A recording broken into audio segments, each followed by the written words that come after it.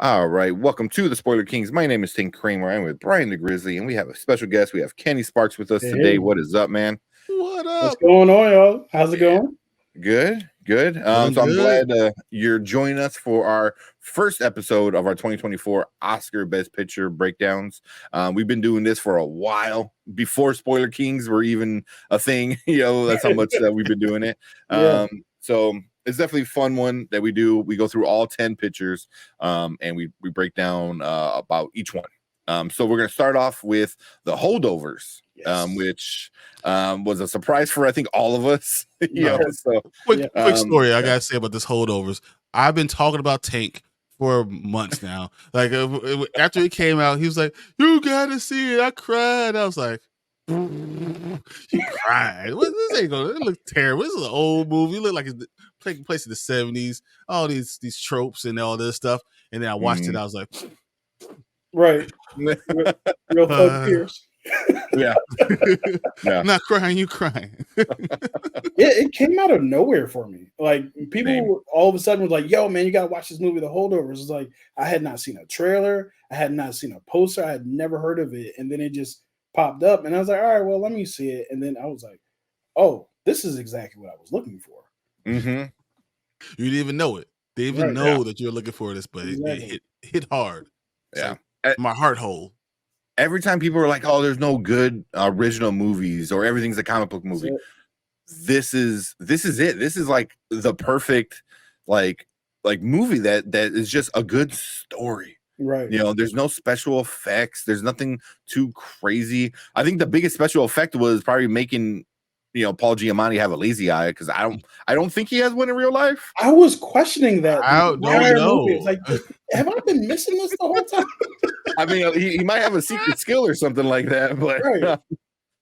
but if Yeah. that's the only CGI that's in the movie, it really is it's all character driven and story Hmm. driven, and man, I like you guys said, just out of nowhere. Yeah. So it is up for best picture. So we're going to talk about why we believe it should be up there, or maybe Hmm. not. But also Paul Giamatti's up for best actor, and Divine Joy Rudolph is up for best supporting actress, I Yep. believe, in it. She better win Um, that. That was yeah, She better win that. she better Yeah. win that. yeah. So we'll get into them a little bit as well. But just right off the bat, man. What did you like the most about this, and why do you think it deserves to be one of the best pictures of 2023, Kenny? Well, one of the things I like the most is kind of what you and Brian said. Oh, I'm sorry, Brian. My bad. Kind of what you and Brian mentioned was the originality of it. Mhm. Like we hear all the time, like you mentioned, like oh, there's everything's a sequel or a remake and stuff like that. But this kind of reminded me of those stories that are kind of like just an open and shut case in terms of like stuff like Shawshank Redemption. It's just one long drama about these individual human beings who are just going through a specific time together. And I love the way that each of these characters interact with each other, all three of them. And I'm mentioning three because I'm talking about Dominic Sessa as well, the Mhm. kid who is the holdover. Like, and I he should have been nominated as well. That's a Yeah. whole nother story. But yeah, like all three of them are very distinct characters dealing with three very distinct different issues, but they're all pitted together and they have to kind of like figure out ways to empathize and like take care of each other. So I like I really think the acting in this particular movie, specifically from Divine, was divine, if you will. No pun intended. Well, I guess pun fully intended. And that's exactly why I think she's worthy of her nomination. I really think, just like Brian said, like she should win because I looked at everyone else in that category. I'm like, they're really good. All Mhm. props to them. She was phenomenal. That scene She in the carried so kitchen, many scenes. Oh my Yeah. god. Oh, at the party, at the Christmas party in the yeah. kitchen. I'm Mm-hmm. like, I'm trying not to tear up now thinking You're like, about like just what she went through oh during man. that time. Can you And imagine? I can't imagine even dealing with that or oh having. my god, Oh my and it's the god! And first Christmas, and you're dealing having to with live your life afterwards after you dealt oh with my all that. yeah, Keep it Yeah. going. Still be a positive outlook for someone else. Are you yeah, crazy? yeah, yeah, and not only that, like you're dealing with these spoiled rich kids who Mhm. just don't know. And that's the scene that, for me, Paul Giamatti, and there's a lot of good Paul Giamatti scenes, but it's the one where they're all sitting at the lunch table and Mhm. they're all like talking about her food, and he like just goes off on those kids. Like, you have no idea what she's been through. I'm like, yo, Paul is being Paul right now. Paul's acting his behind off. So yeah, all of those scenes, man. I love the fact that that he's nominated as well as Divine. I do think Dominic Sessions should be nominated as well. And I think that is worthy Yeah. of Best Picture because of the entirety of the movie and how good it is. Yeah.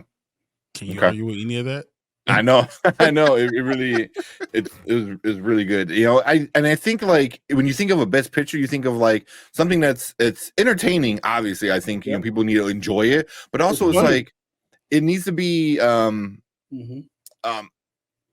like you need to connect to it and on some kind of level, you know what I mean? Whether it be nostalgia or something. And I think like you're able to connect with something from each one of these characters, you know, because a Yeah. lot of the main characters they're all trauma, and they're all just different forms of trauma, whether it be new trauma, old trauma, trauma of death, you know, and it just hits on so many levels where you're able to like fully connect with like almost every single of the main three characters, Yep.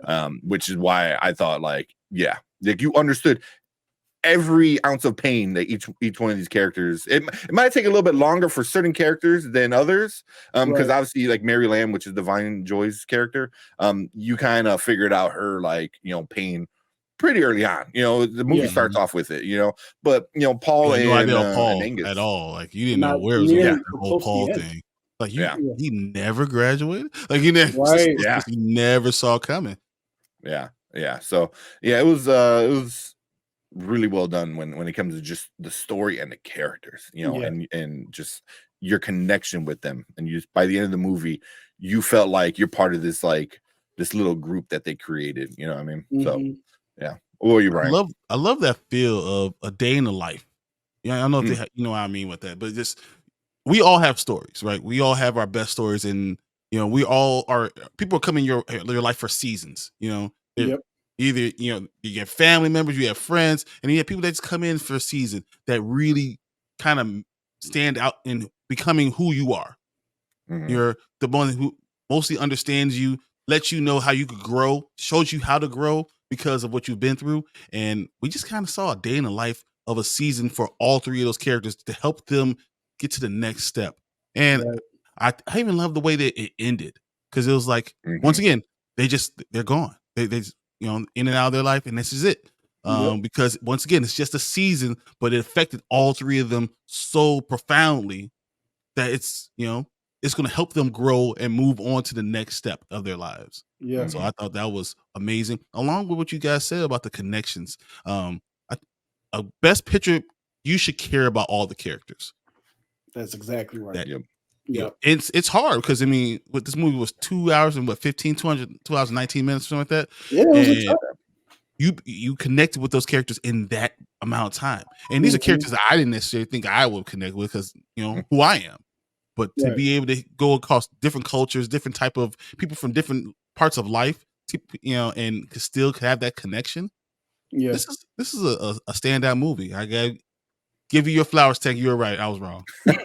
I mean, it was a surprise. Like I only watched it because I saw other people like Kenny, you know, Zach Attack, Zach Mellon, like talking about this, you know, movie, and I'm like, okay, let me check out what this is about, and I was like, wow, you Yeah. know, and yeah, I mean, I was watching it on my lunch break, and I kind of took an extra long lunch break because it really sucks you in, you know, Yeah. and it really like holds you into the story. And that's another thing, you know, that you want from a best picture, you know, is you're sucked in so much where you kind of forget where you're at, you know what I mean? Right. Like I was Mhm. watching on my phone at my desk at work, you know, and you know, like it was just like just so focused in on it, you know, and it was such a great ride, you know, Yeah. just like you said, it was like that. Yeah, I have a really hard time finishing movies in one sitting now. This was a movie that, like you said, sucked me in from the beginning. I was like into it. And Mm-hmm. the thing I really enjoy about it too is it's set in the 70s, I believe, like the late Yeah. 70s. Yep. And it looks like it. Not like it looks like it was filmed in the 70s, which I would really love to know like how they did it, whether they did it like on like regular film or if they did it digital or they did something in post. But it does look like, oh, this movie could have been made in the 70s. Mhm. And I really enjoyed the craftsmanship part of it too, because I felt the vibe, that whole vibe. Because if you ever watch a movie from that era, it has a specific like particular feel to it, and this movie A had that look feel. to it. Yeah. It looks. You ever seen Welcome Back, Kotter? Yeah. No, I don't think I have. Welcome Back. It's the feel of it. Like you see it, and you're like, Mhm. wow, it was young John Travolta and all this stuff. But whatever. It's just the feel. You see, you knew it was filmed a long time ago, Right. and this Mhm. story looked like it was filmed a long time ago. Yeah. Yeah. Yeah. And it definitely sucks you into the whole vibe of the movie, Yeah. with Right. the way it looked. Pretty small budget movie. Didn't have a big box office either. But everyone that watched it loved it. Right. It's got like a 97% on Rotten Tomatoes and like 90 something with the audience as well. So it is something that literally everyone's loving. But cool. Yeah, so that's our thoughts on the Holdovers. So we appreciate Kenny coming in and hanging out with My talking pleasure. about us about this movie. Shout out your channel and let us know where they can find you at. Sure. So my channel is called Kenny Sparks. If you just type in at Kenny Sparks period, you'll find me immediately. I am a person who reviews movies. I have different series that are about movies, such as the Unseen Movie Marathon, where I talk about old movies I've never seen before from the 70s, 80s, 90s, and so on and so forth. I also have just Sparking Conversations videos where you guys can ask me a question and I'll answer it in its own personal video. So yeah, come find me and let's talk about movies together. Cool. I love it. So I'll put a link in the description. I'll put a link right above my head over here so you guys can click on it. And then also one last thing before we go, we do our Oscar kind of contest that we're doing. So make sure you click the link down below and join. All you got to do is be a subscriber of the channel and you can win a prize. It's probably gonna be like an AMC gift card or something like that. But yeah, we need at least 10 people to make it worth our while. So just come in, and we're not doing every category, so you don't have to worry about everything, but it's going to be all the big ones, best picture, leading, supporting, cinematography, directing, writing, stuff like that. So go in and do that, and you could be a winner. And and then we'll watch the Oscars, and then I'll kind of come out and see who won. So See who definitely check that boos. out. That's a lot of fun. Ooh, don't win. Don't let them win. Yeah.